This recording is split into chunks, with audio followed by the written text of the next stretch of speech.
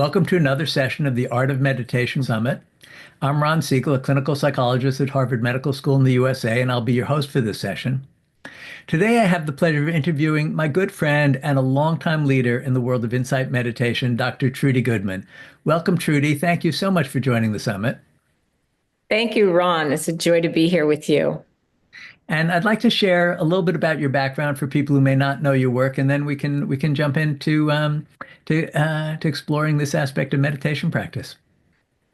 So, Dr. Trudy Goodman is the founding teacher of Insight LA and co-founder of the Institute for Meditation and Psychotherapy, where parenthetically I've had the honor of teaching for many, many years. She has taught at universities and retreat centers worldwide for over 40 years. Trudy has trained in mindfulness and Zen since 1973, holds a graduate degree in developmental psychology from Harvard, and is one of the senior Buddhist teachers in the U.S. She is widely known for her role as the voice of Trudy the Love Barbarian in the Netflix series Midnight Gospel. Trudy is a contributing author to the Clinical Handbook of Mindfulness, Wisdom and Compassion in Psychotherapy, and Mindfulness in Psychotherapy. You can learn more about her work at trudygoodman.com and insightla.org. Since I've known Trudy for many years, I think you'll soon see that she really embodies what she teaches. The years of her personal practice and teaching have really helped her become an unusually wise and compassionate human being. So it's wonderful that she's able to participate in the summit.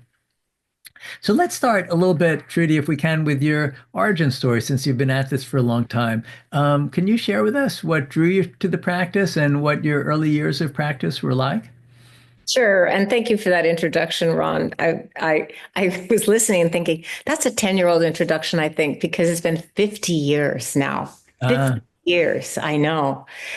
So 50 years ago, I was drawn to beginning to practice meditation because I was at a point in my life where I had done everything right.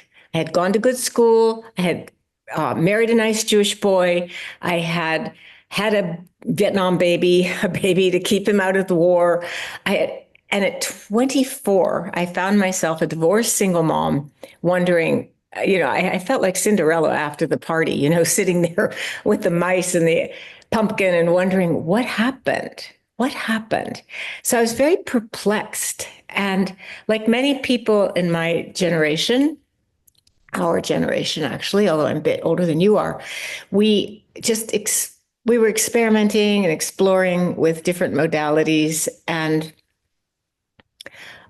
while I was seeking, I didn't really know what I was looking for. And then my daughter, who, when she was 2.5, became severely ill with spinal meningitis. And she was in the hospital in a coma. We didn't know what would happen. And I had a very powerful mystical experience, which I had also had during her birth, but I ignored it because I didn't know. People didn't talk about childbirth much in those days. And I thought, oh, this is just what happens when you have a baby. And I didn't think about it again until that experience in the hospital room where I really felt I had seen God and that God wasn't up in the sky or in the Bible or the Quran or the synagogue or the church or the mosque or anywhere but in the compassion, the activity of compassion in the world and in our hearts. And then I started looking, who knows about this? There must be somebody who knows about this. And I just began looking for a teacher. I didn't even know that I was looking for a meditation teacher per se. I just was looking for someone who would sort of understand something about the things I had experienced. And Ron, I went to swamis and this one and that one. And then my good friend from childhood, John Kabat-Zinn, and another friend, Larry Rosenberg, took me to visit a Korean Zen teacher named Venerable Sung San. We called him Sansanim, his monk's name. And he could barely speak English. He said very simple things, and the things didn't make that much sense because it was, Zen talk. But when I looked in his eyes, I thought, he knows what I want to know. Mm. And he taught me to meditate. Mm. He taught us to meditate. So that's my meditation origin story. And I'm very grateful that I met him, and he was a wonderful first teacher because he was very relaxed. We didn't have to sit that still. He really allowed beginners to just be beginners and not have to do a very severe, strict, austere Zen practice. And I'm grateful because I don't know that I could have stuck it out at that age. Yeah, yeah. Yeah, That yeah. sounds like it was a really good fit, right? It was a good fit. Yeah, it was a good fit. I think that one of the advantages of having been at it for a long time and being older is that we gain a certain perspective on the life cycle. Let me ask you to look at sort of the other end of it. Um, what are the things that you've learned most or that have been most important to you as you've been in a later stage of life now? Yeah, that's a great question. I mean, it's been a long, strange trip, as the song Yeah, says. right.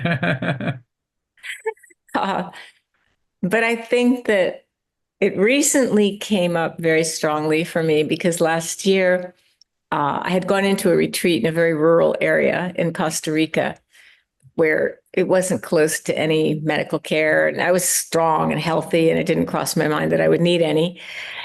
But unbeknownst to me, when I left the United States, I already had an infection that I didn't know about, and so I was isolated and alone, and it got very bad before I was able to get help. So I had a near-death experience at that time, and a screaming, 5-hour ambulance ride to the hospital in San Jose. But I want to say that the whole time of being ill and being so well treated, I do want to just put a parenthesis around a shout out for the Costa Rican medical care system and the Costa Rican doctors who saved my life because of their skill and the way that they work. I wasn't even aware of how terribly ill I was. And I mean, I knew I felt horrible, but the practice was so powerful because what I realized in the moments when I really um, felt that I was dying was that it was okay with me, that I had had a life.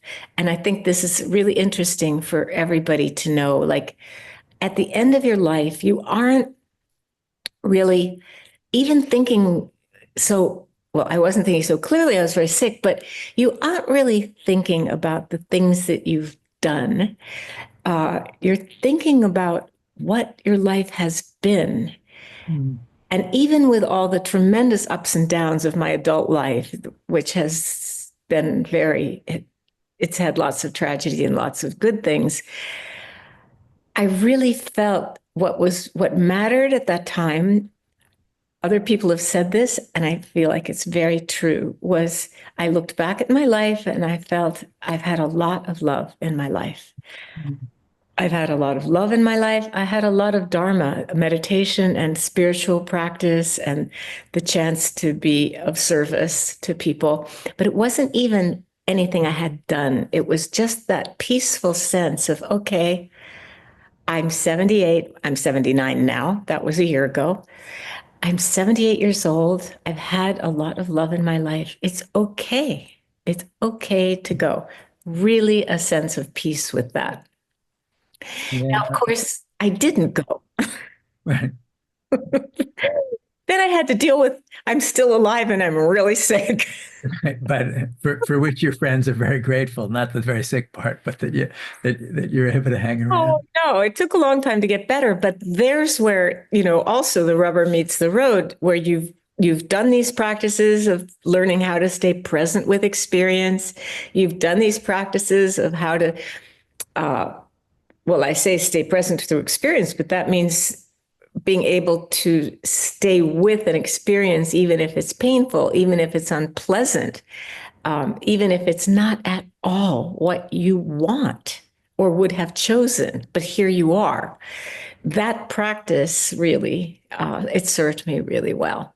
Yeah. And I also want to say to people, if you are a practitioner and you get into serious crunch of pain or whatever, there are also times when your practice may not be available to you or accessible at all. And it doesn't mean you're a failure. It doesn't mean the meditation and all these things we do, walking, sitting, standing mindfully, it doesn't mean they don't work. It just means there are certain times when they may not be accessible, but they will be again. Yeah.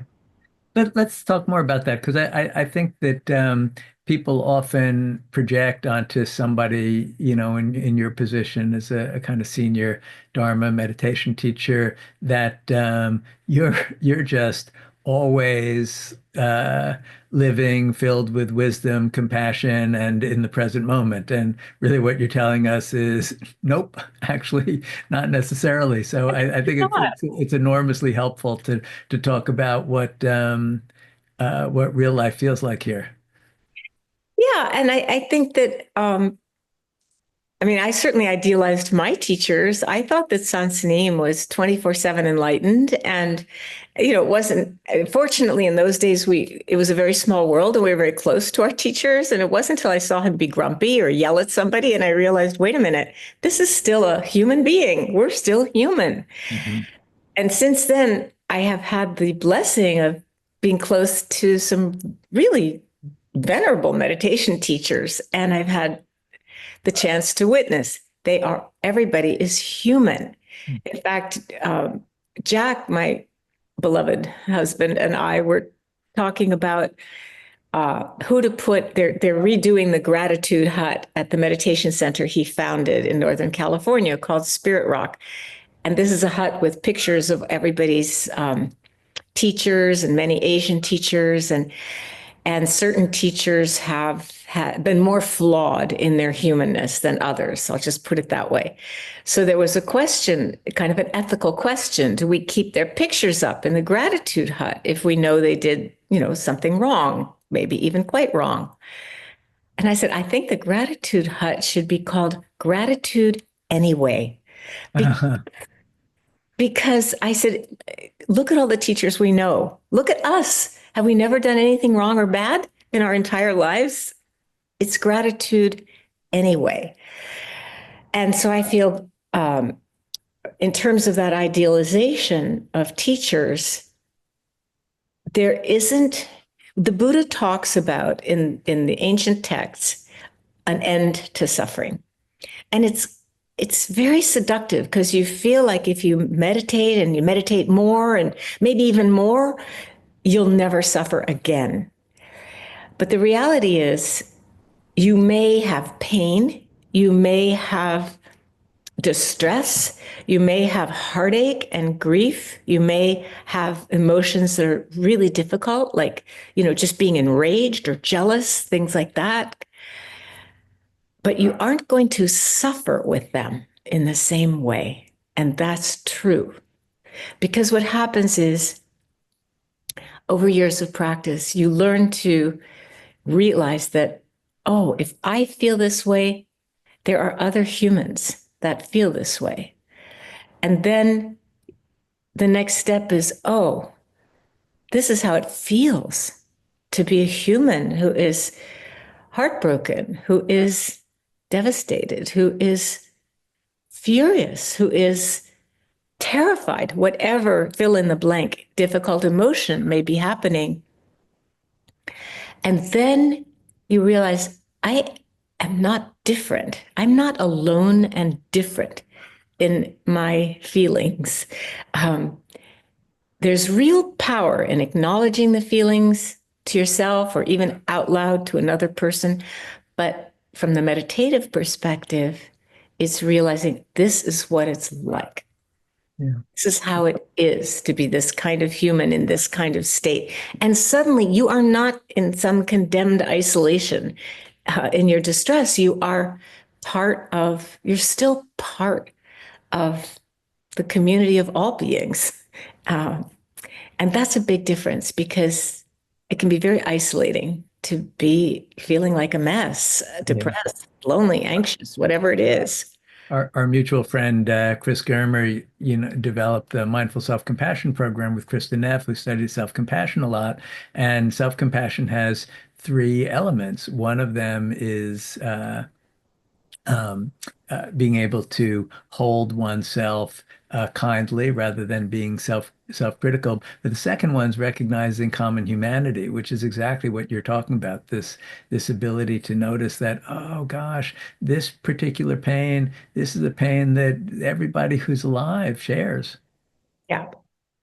Yeah, it's so powerful. It also reminds me of two things, and I want to hear your thoughts about them. One is that often people have a sense that equanimity, which is, said to be one of the fruits of the practice, means hanging out in the state where I'm so zen, basically not a lot of sympathetic arousal, peaceful, calm, as opposed to equanimity being increased comfort with riding the roller coaster. How do you see the tension between those two visions?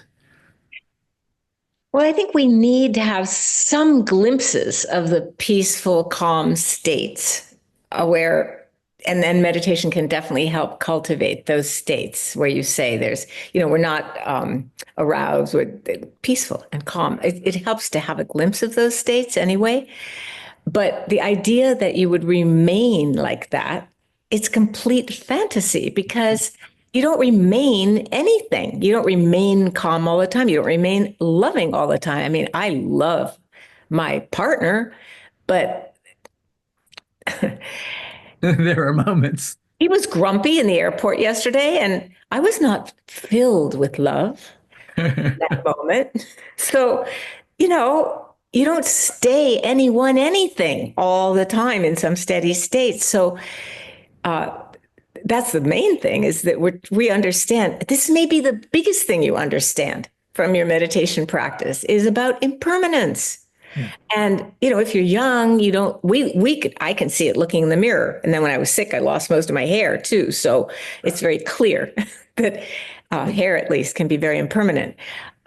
You're not looking in the mirror and thinking about impermanence when you're losing your baby teeth and getting new teeth. You're just excited that you're getting a new tooth or that you have a wiggly one. But one of the things that really comes with ongoing meditation practice, even if it's not every day, it can be sporadic, but if you keep coming back to it and doing it, you begin to understand that the changing nature of experience. And that's what brings the equanimity. Yeah. Yeah. I have a friend of mine, Bob Waldinger, he wears quite a few hats. He's a psychiatrist, a professor at Harvard Medical School. He runs the Harvard Study for Adult Development, which is the longest running study on human well-being, and he happens to also be a Zen priest. And I've talked to him about these images of enlightenment that a lot of us are drawn to early in our practices. And he says, "Yeah, I've come to think of it as enlightenment pornography." Like airbrushed images of what a Oh, life might be oh, like, yeah, yeah. as opposed to what you're describing, which is really the heartfelt embrace of our humanity and the fact that, no kidding, everything changes, especially, in our states of consciousness. And the other thing is that comes with practice, and this is, I think, something that's been inspiring for me with the teachers that I admire and work with, teach with, is you begin to you stop hanging on quite so tight to your self-image and your ego and your conviction that any one moment or any one year of your life or any role that you inhabit is who you are. Mhm. And I'm grateful to my first teacher, to Sansanim, for that, because the meditation that he taught us right at the beginning was to ask ourselves a question. It was a very simple question. And the question was, he would demonstrate, he would sort of get in his meditation posture and he would put his hands in his mudra and he would say, "What am I?" And then you just ask yourself, "What am I?" And then you quickly drop down between I'm a mother, I'm a sister, I'm a daughter, I'm a grandmother. Now I'm all the things I am in my identities in life, a teacher, a this, a that, a therapist. And then you get to this like mystery of being, like, really, what am I? And what is this? And how did I get here? And where am I going after here? And that he taught us then, he would give us the answer to the koan, what am I? And the answer was, and he would demonstrate it, don't know. So he was teaching us to be more at ease with the unknown, with the mysteriousness of life. That's very true and real. I mean, I had a near death experience, but I didn't die. So I can't come back and tell you about that. And nobody really has. Uh, well, there are certainly traditions where it's believed that people have, but I'll just stick with my own experience. I haven't, and people I know haven't. So I can't say. And that mysteriousness of our being is also super helpful because we're busy in our lives and we're working, we have relationships, we have kids, or we have aging parents, or we're working, we're busy, we're engaged with our lives. And so it's all very real and solid and true.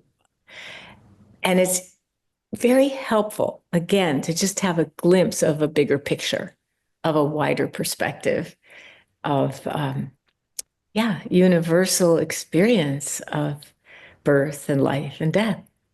And it sounds like even as it's all changing and even as it's all mysterious, there are some principles that come back. You named the same principle at the beginning of your practice and that you encountered when you were very sick, that it was about love, that there's something about love and connection that that was central. Yeah. Yeah. And one of my teachers, a Soto Zen Japanese monk named Koben Chino Otagawa, I think I was 31 when I began practicing with him. And he used to say to us, and he wasn't that much older. I think he was 39 or 40, but he had been trained from childhood in Japan. And so he had a lot more experience than any of us. And he would say to us, Zazen, meditation, gives you premature wisdom. And now that I'm old and wise, I can appreciate what he was talking about. You're going to get wise when you're old, just from having lived a lot and lived through a lot of things. Uh, but he was basically saying, why wait? You're young. You can have wisdom now. Yeah. And that wisdom, once you understand the activity of impermanence, through your own embodied experience, just know it in your bones, kind of, uh, the love part just comes naturally. It's just, it just comes naturally. And even if there are people that you find extremely difficult to love, you learn how to free your heart from getting caught in states of ill will and resentment and holding grudges and wherever you are, whatever country you're in, maybe you're not happy with your government or with the political situation or something like this, and you learn how to recognize that, to name it, and then take that next step of compassion. Compassion isn't just feeling what another person feels, it's acting on that. It's like, okay, what can I do to help? What can I do to help myself? What can I do to help somebody else who might also need some help? I will challenge one little thing that was part of what you just spoke about, which is the Yeah. idea that without practice, we'll get wise anyway with age. Because there's actually been some empirical study about that. And the people who study wisdom as scientists, Uh, a big question they wrestle with is, do we become wiser as we become older? And the answer seems to be, it depends. And one of the things it depends on is whether becoming wiser is one of the things that we've been interested in. It's a little bit like saying, do you get better at playing the piano as you get older? Well, it depends on whether you practice the piano or not. Because some people just get more rigid and they double down on their defenses and their fears color their views and they don't actually become wiser. So your practice is probably good not only for jump-starting the process, but also guiding the practice throughout our lives. well, That's a good point. I think that Coben could say that to us because there we were, all of us interested in meditation. Do you know what I mean? It was a Right. select group, Yeah, and that group was going to get wiser as they got older. right? Mhm. Yeah, thank you for making that distinction because we probably do all know old people who are not radiating wisdom all the time or any of the time, maybe. Well, speaking of that, we're recording this in early 2025 when the world is in a very interesting set of political developments that, at very least, are making a lot of people feel unsettled. And the world was pretty chaotic in the Buddhist time as well. I wonder, what are the principles that come from practice? And I think you've already named some of them, but I wonder if you could apply those principles to how to navigate uncertain times, and particularly times that tend to evoke a lot of emotion in a lot of us. I'm really glad you've asked this particular question, Ron. And the Buddha was very engaged with life, talked with political leaders, tried to avert a war in his own kingdom. He actually wasn't successful in stopping that conflict, that armed conflict, but he was very engaged in political life in his own way. And so I'd say one of the things that is important is to uh, keep practicing. My first teacher used to say, only go straight 10,000 years.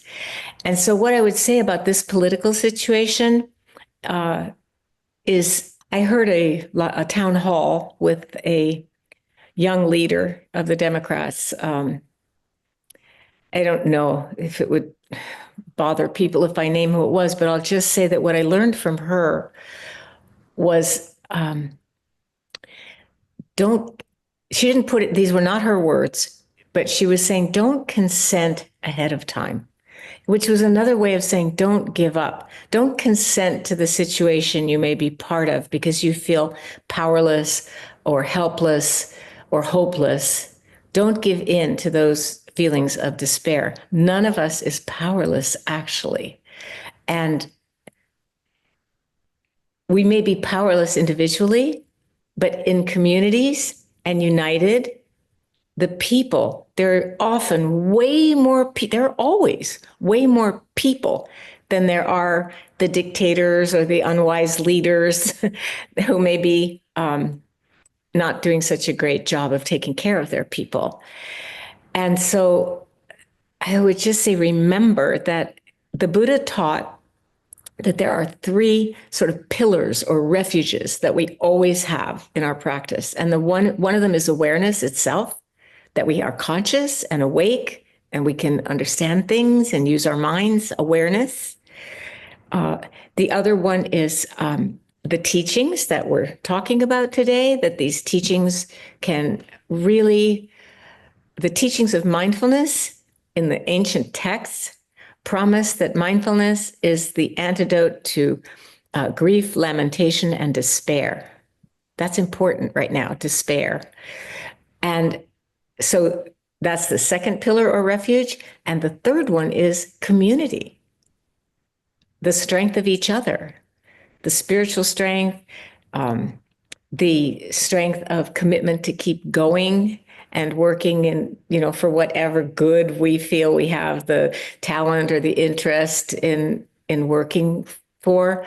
I mean, I had, it's so amazing to think about now, but bef- in 2016, before the US election that year, I had become very distressed about the number of refugees in the world because here I was in a comfortable life and just the idea of having to leave everything and be stateless and just it was very distressing to me. And there were 65 million refugees at that time. That number has doubled since then. But just to come back to the original point was, so I actually started to work with a refugee, a program called IACT, wonderful, small but mighty organization that worked with refugees and wound up going to a refugee camp in Eastern Chad for the Darfuri refugees just on the border of Sudan and teaching mindfulness there. That was a concrete thing I could do. You don't have to do something that big and travel across the world, but you can always find a concrete thing. Uh, and perhaps a person who doesn't know their rights, letting them know their rights. You don't have to let the police into your home, let them know their rights. Well, whatever it is that concerns you, listeners, that finding some way that you can do something, just think about it. If everybody did one small thing, everybody in your country, forget our countries, everybody in the world, one small good thing every single day to help each other, we would be living in a transformed and far more loving world. Yeah, no, absolutely. Absolutely. The I'm thinking of it. I'm coming back to your mentioning being with Jack in the airport, and for listeners who might not know, so you're talking about Jack Kornfield's your husband, who's many people know as a Buddhist meditation teacher. How about this at the level of family and intimate relationships? Because there's this wonderful cartoon or just a line that I'm always delighted by that says, "You think you're enlightened? Question mark. Spend some time with your family." Right, because we get activated by one another rather easily in familial and intimate relationships. What's been your experience of applying Dharma principles and meditation practice in that circumstance? Oh, ask my daughter or my stepdaughter or my, you know, it's really true that family pushes our buttons. I think I would say my sister at this point, certainly my daughter, my grandchildren, no, they don't push my buttons anymore. Grandchildren never did. It's the easiest ones to love. Uh, but my sister and I, I mean, it has not happened so recently, but certainly not that long ago, maybe 10 years ago, we would get so mad at each other, we would hang up on each other. So these things happen. The difference is one of us would always call back. So I think it's not so much that Jack or I or you or any of us are prevented, are wearing this like, I don't know, sort of glowing suit of armor when we go home or when we interact with our most intimate people so that we never ever hurt them or be hurt. It's not that. I think it's the capacity for repair, the capacity to stay connected to each other. As our mutual friend Jan Surrey says, to stay connected through the disconnections. Mhm. Yeah, and I've heard it described too in terms of managing emotions, that what happens with practice, and this is definitely my experience, is emotions arise certainly with as much intensity when I'm practicing more as when I'm practicing less. In fact, greater intensity when I'm practicing more because I'm more sensitized to really feeling them fully, but they don't have as long a tail. They don't seem to last as long, and they don't seem to be as reinforced by narratives that I believe in as true with a capital T. Is that your experience as well? Oh, definitely. And you know, I'm I'm actually married to somebody who we both were eldest and we both love being right. It gets to the point sometimes where we will Google to see who's right. And there's this certain, just, I don't know, it's this sort of inimitable pleasure at being right. And we can joke about it because we're both like that. And sometimes I'll ask Jack something, and he'll give me an answer. And it just sounds so certain and so right. But I don't think he's right. And I can look it up. And sometimes he's wrong. Oh, it's so much fun. So, I mean, I think that You and my wife would have an interesting support group. this is, we're both like that. I was trying to remember, I asked him something yesterday. Uh, anyway, it doesn't matter, but he answered me with such certainty. And I mean, I'm like that too. So I'm so sure I'm right. And But with the more, I'm joking, but with the things that aren't so funny that come up, in relationship, um, I like your description of they don't have such a long tail. If I get angry now, and I can have a temper, if I get angry now, it's just like I don't know, like a quick summer rain, just sweeps through and it's gone. Mhm. And it's really gone afterwards. And that's something that is pretty priceless. You Yeah. aren't carrying it with you. And there's something about being fresh. The next interaction is more like a fresh existence. Yeah. Yeah, and my sense is it's both because of not believing in the narrative so much. I mean, the narratives show up, you're being unfair, you're wrong, that kind of thing. The narratives show up, but with somewhat less identifying with them, and with also the sense of the whole idea of me is held more lightly, just as you were saying in, for your early experiences. Of asking who am I, gradually shifting from this solid me, who's of course very important and has to look good or whatever, to a much more fluid sense of identity.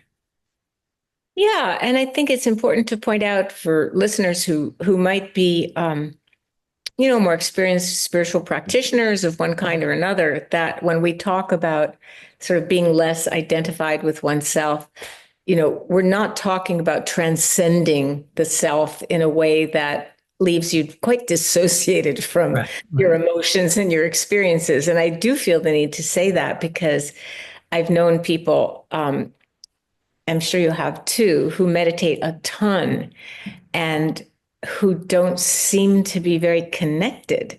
to emotions, to each other. And that isn't the point of the practice at Yeah, all. no, it's possible to get, I think of it as stoned on concentration practice, where sensations are very vivid, but there's a disconnect from inner experience. Exactly. Exactly. And I think it's really important, particularly during tough times in a nation, in a country, in a community. We live in a country that's become very polarized and divided, and it's painful. And so to be able to be in touch with our feelings in such a way that we can also respect the feelings of the other people, even though we know they're wrong, of course, but we can respect their feelings. And that way we can actually come together to strategize, to mobilize, to support, um, to have a plan uh, for when the dust settles politically, where we want to go and what we want to do in this life. Yeah. I mean, you mentioned early on in your path that it was John Kabat-Zinn had introduced you to your teacher, and John introduced mindfulness into the medical community by calling it stress reduction, right? Mindfulness-based stress reduction. And yet, our conversation is not mostly about stress reduction at all. It's mostly about transforming the way we relate to inner experience and one another. And yet, in a odd way, one of the effects of this is actually stress reduction. Well, it is stress reduction. And the reason that John called it, and I worked with him in the early days of the clinic in Worcester, and we called it the stress reduction and relaxation clinic program, rather. And we called it that because who doesn't want to relax? Who isn't stressed? It made it welcoming to people who, if it had been called back in the day meditation, they would have thought of, I don't know, some fruitcake activity or maybe the Beatles. And do you know what I mean? It just Right. didn't have. But it is stress reduction. It is stress reduction, not because you never feel stressed again, but because you have tools to Yeah. manage your stress. And, Not and the lack of the tail to the emotion, allowing it to be like the cleansing summer rain that you mentioned. Yeah, we're going to be a lot less stressed if it doesn't last that long. right, right, exactly. I was speaking to a friend from Boston who was saying, everybody, Boston is a Massachusetts is a pretty liberal state. And so many people, not everybody, of course, are not happy with the changes that are going on, coming pretty hard and fast in our country right now. And she was saying nobody's sleeping, everybody's anxious. Well, you learn that you can channel those feelings.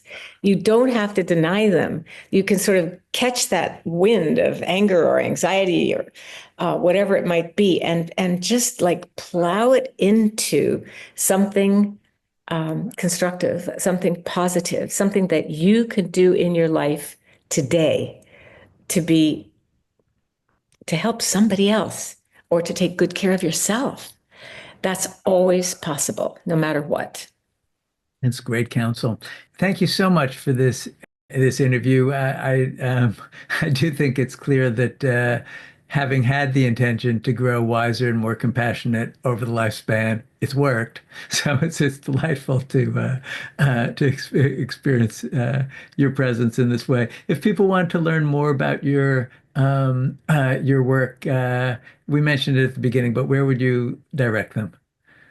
Okay, I would direct them, first of all, to my Instagram, which is Trudy underscore Goodman, to my website, because my calendar of retreats and so forth is on the website, trudygoodman.com, to episode 4 in the Netflix series, Midnight Gospel, because episode 4 is my episode. I couldn't get through the whole thing, but I could watch episode 4. That's so cool. I have an article that just came out in the Buddhist magazine Lion's Roar about uh, just how the practice can really help you in the crunch. Um, I'm just glad to be here and especially glad to reconnect with you, Ron. And I'm just going to return the compliment of wisdom, compassion, alive and well in you. It's just a joy to be together. Thank you. And thank you, everybody who's taken the time to tune in today. Yes, thank you all for your time and attention.